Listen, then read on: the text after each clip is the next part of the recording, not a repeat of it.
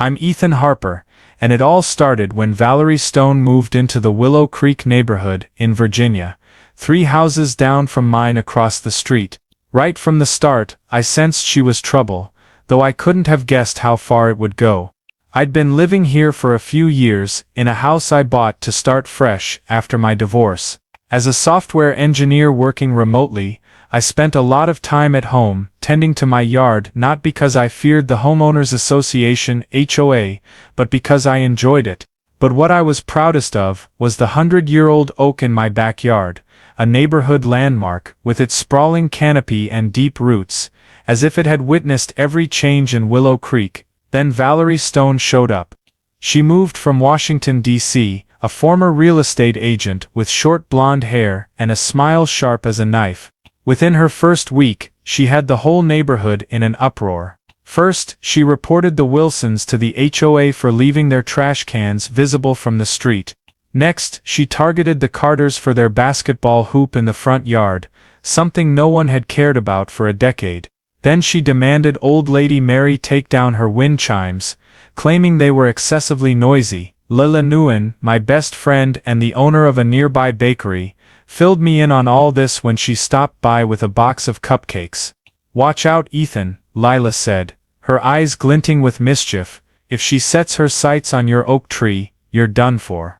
Before diving into the story, comment where you're watching from and don't forget to subscribe so you never miss the latest video. I just laughed, thinking there was nothing for Valerie to nitpick about me. My house was always tidy, trash cans in their place, lawn neatly mowed. I liked peace, steering clear of neighborhood drama, just wanting to sit under the oak tree with a cup of coffee, listening to the rustle of leaves. But I couldn't deny there was something about Valerie that unsettled me. The way she moved, confident to the point of arrogance, and that icy smile that never reached her eyes made me wonder what she was scheming. The whole neighborhood started whispering, calling her the new troublemaking neighbor. I tried not to judge too quickly, telling myself keeping my distance would be enough. Still, I had a feeling Valerie wasn't the type to let anyone off easy. Willow Creek was still calm as ever, but deep down I knew a strange wind named Valerie had blown in, and soon enough it would sweep me into a storm even my sturdy oak might not withstand. I was still thinking about Lila's half-joking warning, when one morning, during a Zoom meeting with a client, I heard an odd noise from the backyard. At first, I thought it was just a neighbor's lawnmower, but the sound grew louder, a shrill whine like a chainsaw roaring. I apologized to the client, muted my mic and stepped to the back door to see what was happening. My heart stopped at the sight. Valerie Stone, chainsaw in hand, was hacking at the base of my beloved oak.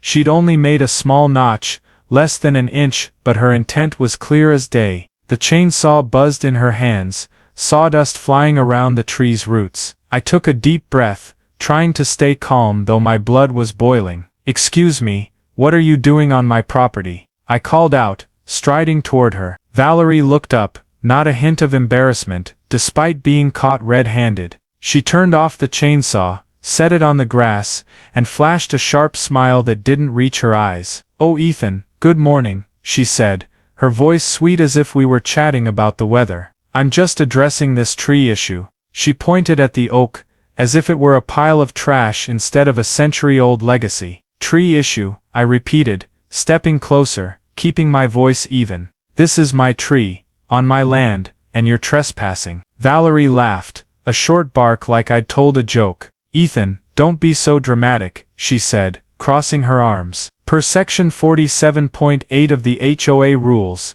trees over 35 feet are prohibited in Willow Creek due to storm damage risks. Your oak is at least 45 feet, I measured." I frowned, trying to recall the HOA handbook I'd read when I moved in. "First, there's no such rule," I shot back, my voice firmer. "I've read the HOA guidelines cover to cover. Second, even if there were, you don't have the right to come onto my property and cut my tree. You're not HOA enforcement, and even they have to follow procedure." Valerie's smile faltered for a second, but she regained her composure, stepping closer. "Actually, I'm the new HOA president," she declared. Chin high. "The election was last week. You'd know if you bothered to attend meetings." I froze. "New president?" I hadn't heard anything about an election, and Howard Klein had been HOA president for 3 years. But I didn't want to argue in the middle of my yard. President or not, I said, my voice growing colder, you're not allowed on my property, damaging my belongings. This is trespassing and vandalism, Valerie. I'm asking you to leave now, or I'll call the police. Valerie placed a hand on her chest, feigning shock. The police? For keeping the neighborhood safe. Don't overreact, Ethan. This tree is a hazard. It drops leaves all over the street every fall. I almost laughed at the absurd excuse. Your house is 3 doors down and across the street, I said, pointing to her gray home. The leaves don't affect you, that's nature's deal. She picked up the chainsaw, as if to continue. I've started, so I'll finish, she said, her tone defiant. The HOA board voted, and we're clearing oversized trees this month. Yours is just the start. I pulled out my phone, no longer hesitating. I'm calling 911. This is your last chance to leave. Maybe my tone was serious enough, because Valerie finally set the chainsaw down, shrugging like it was no big deal. Fine, she said, her smile returning. But you'll get an official violation notice, and there'll be fines. Daily fines, Ethan. This isn't over. She grabbed the chainsaw and walked off, her blonde hair swaying with each step. When she was out of sight, I stood there, staring at the small cut on the oak, a mix of anger and helplessness rising in me. I knew I had to do something, and this, as Valerie said, was far from over. Right after Valerie left my yard, I stood there, staring at the small cut on the oak, my heart heavy. The chainsaw's whine still echoed in my head, and her threat of daily fines wouldn't let me sit still. I grabbed my phone, and called Greg Walsh, an old classmate, now a property dispute lawyer. Greg, I just caught my neighbor with a chainsaw, trying to cut down my oak, I said, my voice still shaky with anger. She claims she's the HOA president, saying the tree violates some rule. What do I do? Greg, as always, responded with a mix of seriousness and humor. First, calm down, Ethan. Sounds like she's bluffing to scare you. Install security cameras now, take pictures of the cut, and call the police to report trespassing. Don't let her think you're an easy target. I nodded, though we were just on the phone. Cameras sounded smart, and I ordered a set online right after hanging up. But calling the police? I hesitated. I didn't want to escalate, at least not yet. About half an hour later, a patrol car pulled up in front of my house. 2 officers, Ramirez and Liu, got out, listening as I recounted the incident. I led them to the backyard, pointing out the cut on the oak. She trespassed and attempted to damage your property, Officer Ramirez said, jotting notes carefully. Depending on the tree's value, this could be a serious crime. A mature tree like this is worth tens of thousands. Officer Liu snapped a few photos, promising to talk to Valerie for her side. But be prepared, Liu warned before leaving. People like this don't usually stop easily. I felt some relief, but still worried Valerie would retaliate. That afternoon, checking my mailbox, I found an official-looking envelope. Inside was a violation notice from the HOA, demanding I remove the oak for violating Section 47.8, the fake rule Valerie had cited. A $500 fine, plus $100 daily if I didn't comply. Valerie Stone's scrawled signature, claiming HOA president, took up half the bottom. I almost laughed at the ridiculousness, but my blood boiled again. I immediately emailed the HOA board members, attaching the notice and detailing the morning's events. I also requested minutes from the meeting. Valerie called an election. Within hours my phone rang. It was Howard Klein, the actual HOA president for 3 years. Ethan, I don't know what Valerie's playing at, Howard said, sounding baffled. There was no election last week. We had a routine meeting, and she volunteered for the landscaping committee, that's all. No way she's president. Howard promised to call an emergency meeting to address Valerie's behavior and vowed to void the violation notice. She had no authority to send that, he said. I'll make sure this gets handled. I thanked him, feeling a bit lighter, but couldn't shake the unease. Valerie clearly wasn't one to back down, and I knew she wouldn't let this slide, after being exposed. I looked out at the yard, where the oak stood strong, its green leaves swaying gently, unaware it had nearly been felled. But I knew, and I was determined not to let Valerie touch it again. This, as she'd said, was far from over. After Howard's call, I thought things might settle, at least for a while. But I underestimated Valerie Stone. She wasn't just stubborn, she seemed to see the oak as a personal battle. I started noticing odd things around the house. My trash cans moved out of place, a few flower beds near the fence trampled. I had no proof to pin on Valerie, but my gut told me she was lurking. The security cameras I'd ordered arrived, and I spent the afternoon installing them around the house, especially facing the oak. I told myself to be more cautious, because Valerie clearly wasn't one to give up easily. A few days later, I got an email from Howard, saying the HOA board had officially rejected Valerie's violation notice, and removed her from the landscaping committee. She didn't take it well, Howard wrote, but we made it clear she has no authority. I felt relieved, but still worried she'd find a way to strike back. Lila stopped by that evening, bringing a box of freshly baked cookies. You should go public with this to the neighborhood, she said, sipping coffee and eyeing me over her mug. Valerie's only bold when people fear her. If everyone knows she's lying, she'll have no power left. I nodded, but wasn't ready to make a big scene. I just wanted to protect the oak and keep my peace. But Valerie had other plans. One night, while I was watching Netflix, my phone pinged with a security camera alert. I opened the app, and my heart stopped. A figure was creeping in my backyard near the oak, holding a bag. Under the motion sensor light, I recognized Valerie's blonde hair. She was sprinkling something around the tree's base, not cutting this time, but a white powder that looked like salt. I knew her plan instantly. Salt would poison the soil, slowly killing the oak without obvious traces. I flipped on the yard lights, rushed to the back door, and shouted, "Valerie, what are you doing?" She flinched, dropping the salt bag, but tried to play it cool. "Ethan, you scared me," she said, flashing a fake smile. "I'm just checking for weeds around this tree. It's messing up the neighborhood, you know." I stepped closer, pointing at the salt pile. "Weeds? That's salt, Valerie. You're trying to kill my tree. This is vandalism, and this time I have proof." I gestured to the camera, its red light blinking in the dark. Valerie paled for a moment, but quickly regained her swagger. "You really think a camera will prove anything?" she scoffed. "I'm the one caring about this neighborhood, while you keep this dangerous tree. The HOA will thank me when it's gone." I shook my head, pulling out my phone. "I'm calling the police now. You've gone too far." Maybe my tone was firm enough, because Valerie grabbed the salt bag and turned to leave. "Suit yourself," she said, her voice icy. "But you'll regret crossing me, Ethan. That tree won't stand forever." I called Officer Ramirez right away, reporting the incident and sending the camera footage. They came that night, inspected the salt, and logged another trespassing incident. "We'll talk to Miss Stone again," Ramirez said, his tone stern. "But be ready.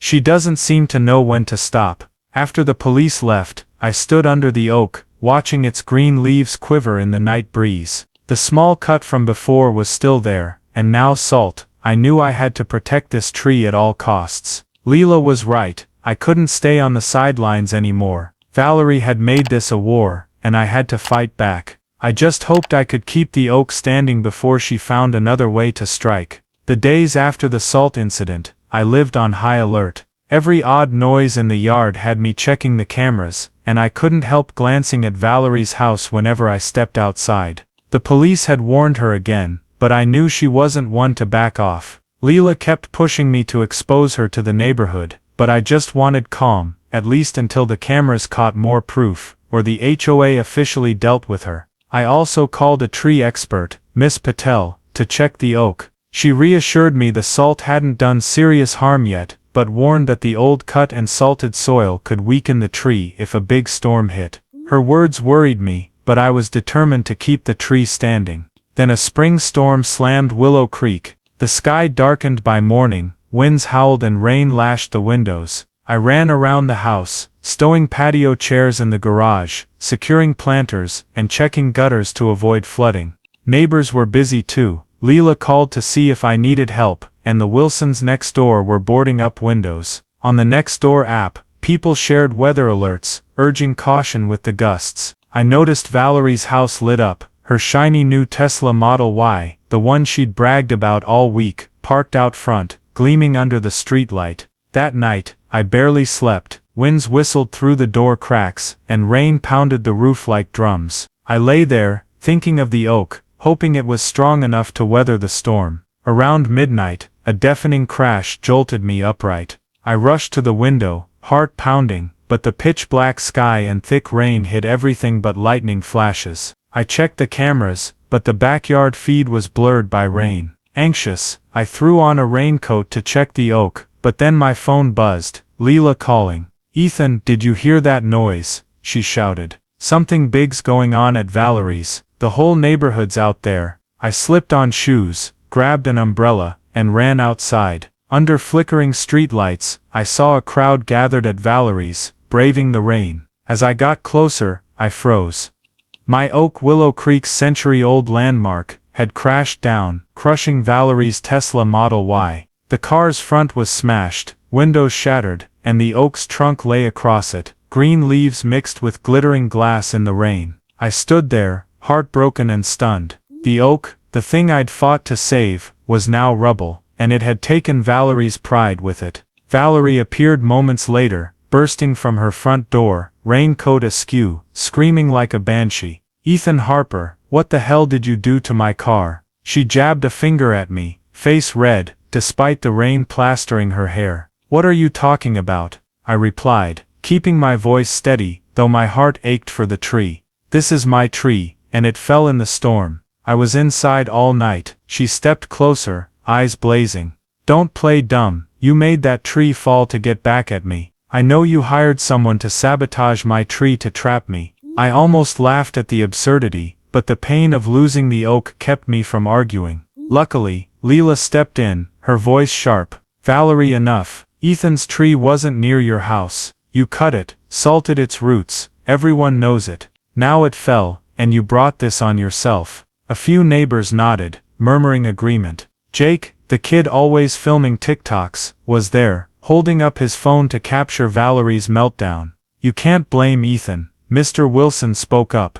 "We've all seen you stirring trouble since you got here." Valerie turned to the crowd, trying to regain her poise. "You'll all regret siding with him," she yelled, then pulled out her phone, starting a Facebook live stream. "My neighbor destroyed my car out of spite." She wailed into the screen, but no one cared. The rain kept falling, and I stood there, staring at the fallen oak, torn between grief and a hint of relief. Valerie had brought this on herself, but the cost was my oak, the thing I cherished more than any possession. I headed home, soaked to the bone, determined to find out what happened. I knew the cameras would give me answers, and no matter how much Valerie screamed, the truth would come out. But for now, I just wanted to sit in the dark, mourning the oak that had shaded me for years. The storm left Willow Creek a mess, broken branches littered the streets, trash cans rolled about, and the neighborhood lost power until morning. But for me, the biggest loss was the oak. I barely slept that night, haunted by the image of the tree crushing Valerie's Tesla, half heartbroken for the tree, half furious at her audacity. I sat in the dark, reviewing security camera footage on my phone. Though rain blurred some parts, I clearly saw the oak swaying wildly before it fell, with no sign of anyone tampering with it.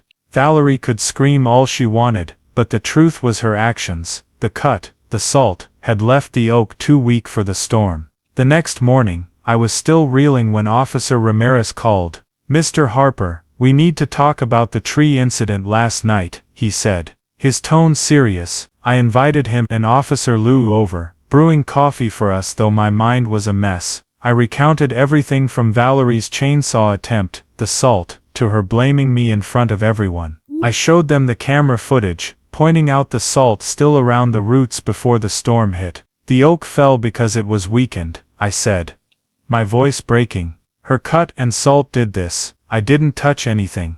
Ramirez nodded, taking careful notes. "We spoke to Miss Stone this morning," he said. "She insists you sabotaged the tree to spite her, but with this footage and prior reports, her claims don't hold up." Liu added, "We'll send a report to the prosecutor. Her earlier vandalism, plus the damage the tree caused her car, could lead to serious charges." They left, leaving me with mixed feelings, relief that the truth was clear, but sorrow that the oak was gone. At noon, I went out to check the backyard. The oak lay there, its green leaves now mud-streaked, its trunk snapped across the fence. I was standing there when Valerie appeared, lingering on the sidewalk a few steps from my house. She wore a red jacket, hair tied high, but her usual confidence had faded. "Ethan, you think you've won, don't you?" she called out, her voice shrill. "You wrecked my car, humiliated me in front of the neighborhood. I'll sue you, just wait." I took a deep breath, stepping closer but keeping my distance.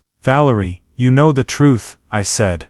My voice calm, though my heart raced. "You cut the oak, salted its roots. The cameras caught it all. The tree fell because of what you did, not me. If anyone's suing, I've got proof to sue you for vandalism." A crowd of neighbors started gathering, including Lila and Jake with his phone out. Valerie turned to them, trying to rally support. "He set me up," she shouted. "He's jealous because I want this neighborhood to be better, because I was elected to the HOA." Lila stepped forward, shaking her head. "Valerie, nobody elected you," she said, sharply. "You lied about being president, sent fake fines, and damaged Ethan's tree. The whole neighborhood knows now." Jake held up his phone, definitely recording. "Last night's videos on TikTok," he said, grinning mischievously. "People are calling you tree cutter Karen." Neighbors murmured, some chuckling. Valerie flushed, but kept fighting.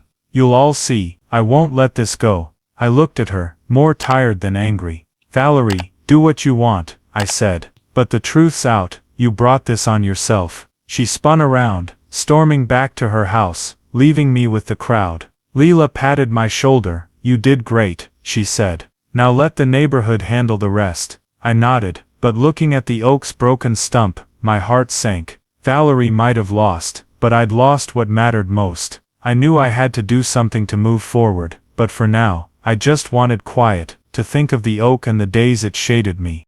After the confrontation with Valerie in front of the crowd, I returned home, my heart still heavy. The image of the fallen oak haunted me, and though I knew Valerie had brought this on herself, I couldn't shake the sense of loss. The next morning, I called Greg Walsh again, recounting the tree's collapse, and Valerie's unhinged livestream. "She's done for, Ethan," Greg said, his voice tinged with excitement. "With the camera footage, neighbors' statements, and police reports, she can't deny property damage. I'll help you file a civil suit. That oak was worth a fortune, you know." I nodded over the phone, but my heart wasn't in it. Money couldn't replace the oak, the afternoons I spent under its shade with coffee, the sound of birds chirping, or the neighborhood BBQs we hosted.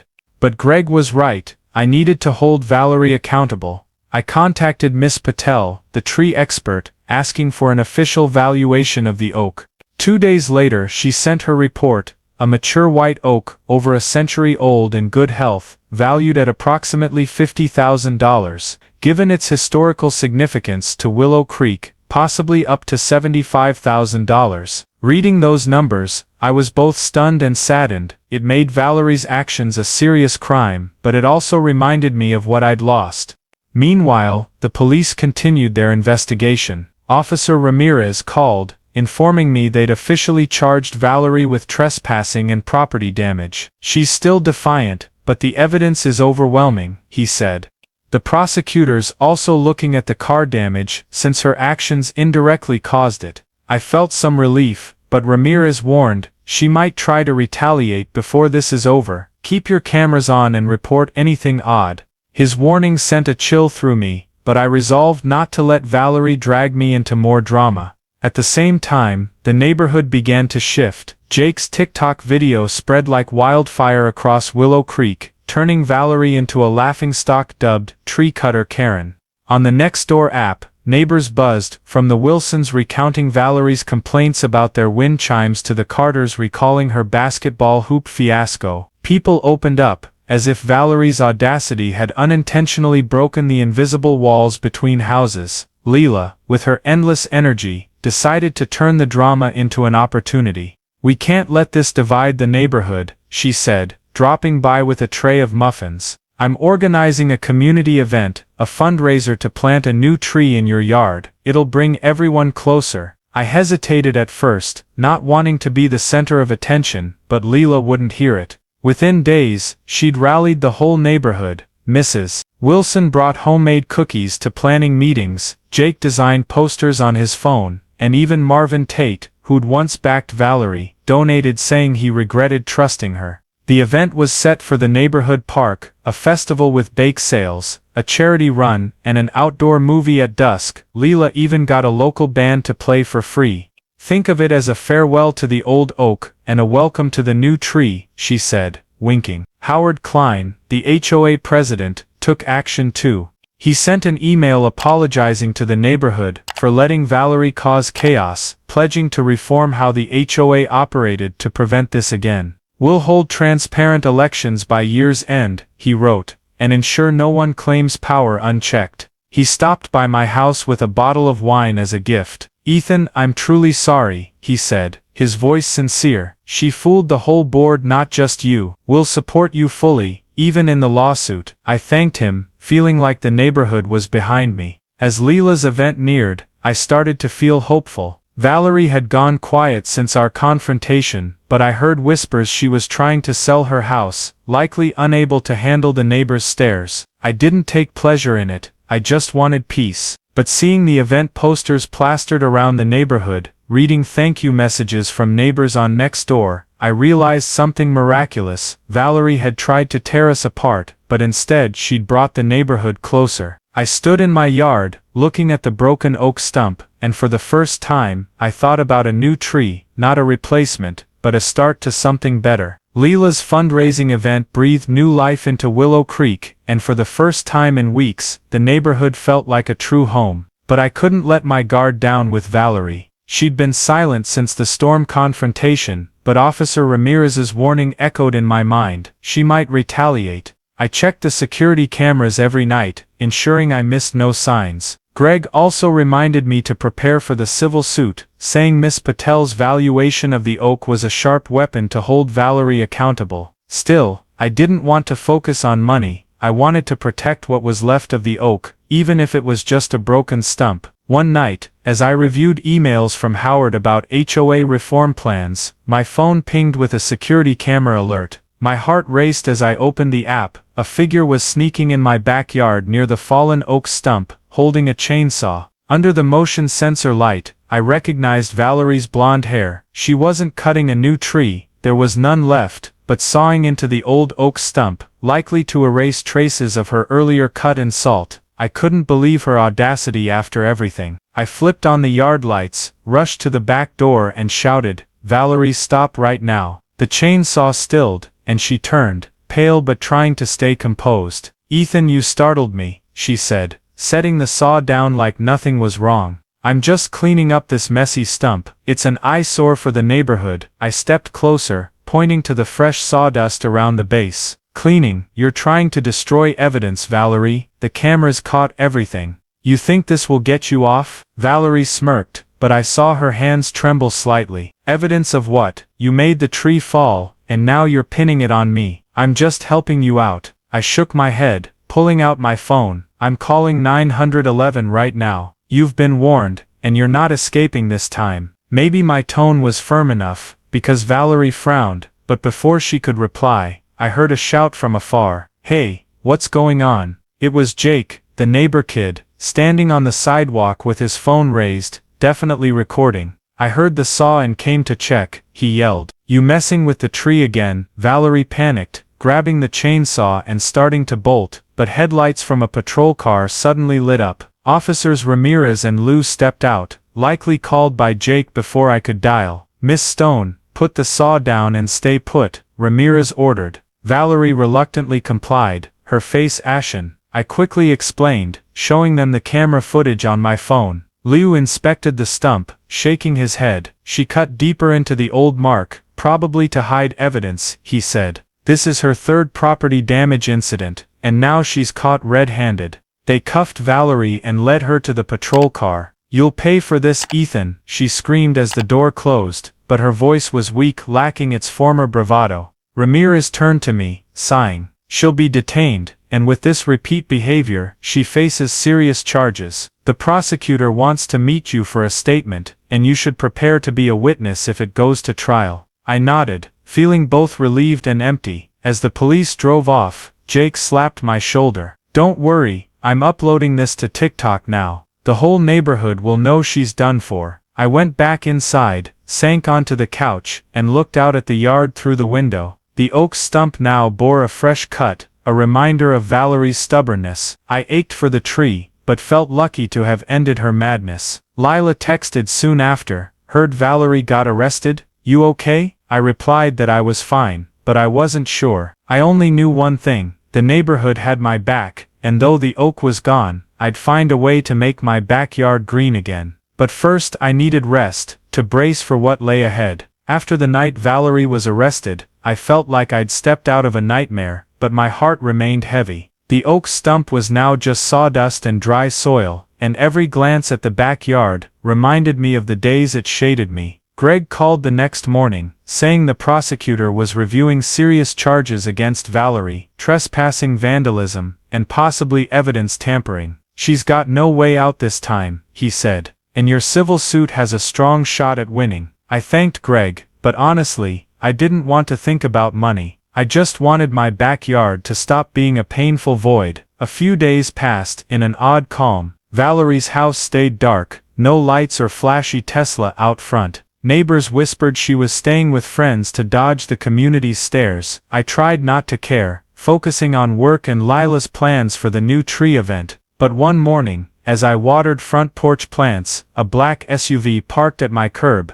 A middle-aged man in a gray suit stepped out and approached. "Mr. Harper?" he asked, his voice low and polite. "I'm Robert Stone, Valerie's ex-husband. Can we talk for a moment?" I was wary, but his eyes seemed genuine, no hint of threat. I invited him in, poured 2 coffees, and we sat in the living room. Robert sighed, rubbing his forehead as if searching for words. "I want to apologize for what Valerie's done," he began. "I heard bits from our kids, but I didn't realize how bad it got until her arrest." I nodded, unsure how to respond. He went on, "I'm not excusing her, but Valerie struggled since our divorce 4 years ago. She lost her job in DC, then got obsessed with controlling things. I think she saw this neighborhood as a chance to prove herself." I listened, torn. Part of me was angry at Valerie, but Robert's words made me think she wasn't just the tree cutter Karen Jake called her. "I understand," I said slowly, "but she destroyed my oak, the thing I loved most here. It wasn't just a tree, it was the neighborhood's history." Robert nodded, his eyes sad. "I know, and I'm not asking you to forgive her, but I want to make amends. I've spoken to your lawyer, and I'm willing to cover the tree's full value, $50,000 or more, whatever you need." I was stunned by the offer, but didn't jump to accept. "That's a big gesture," I said,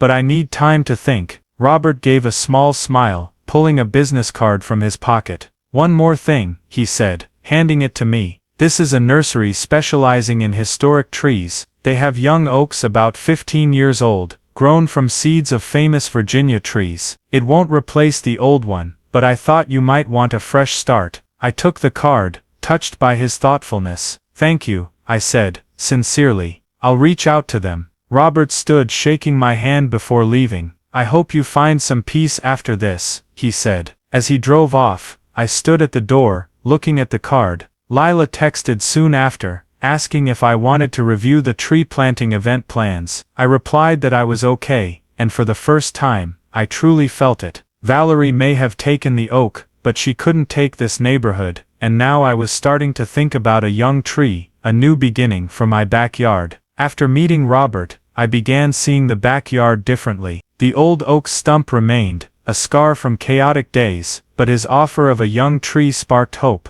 I called the nursery he recommended, speaking with a guy named Sam, who eagerly described their oaks grown from seeds of historic Virginia trees. "We've got a 15-year-old white oak, healthy, about 12 feet tall," he said. "Not a century-old giant, but it'll grow with you." I agreed to buy the tree, and hanging up, I felt lighter, like I was closing a sad chapter. Lila, with her usual explosive energy, turned the new tree idea into a major Willow Creek event. "It's not just a tree, Ethan," she said, dropping off a stack of homemade posters at my house. "It's how the neighborhood says we're stronger than Valerie's drama." She rallied everyone. Mrs. Wilson baked cookies, the Carters organized a charity run, and Jake designed a logo reading Willow Creek's new oak. Even Marvin Tate, who'd once sided with Valerie, donated, saying he wanted to make up for being blind. I got swept up in their excitement, though part of me still mourned the old oak. The tree planting day came on a clear afternoon, golden sun shining. The neighborhood park buzzed with laughter, the smell of baked goods, and music from the local band Lila had roped in. Kids ran around, tying ribbons to the fence near my backyard, while adults chatted around food-laden tables. I stood by the young oak, small compared to the old one, but vibrant with green leaves, and felt like the neighborhood was embracing me. Lila stepped up, grabbing a mic, her voice ringing across the park. "Today's not just about planting a tree," she said.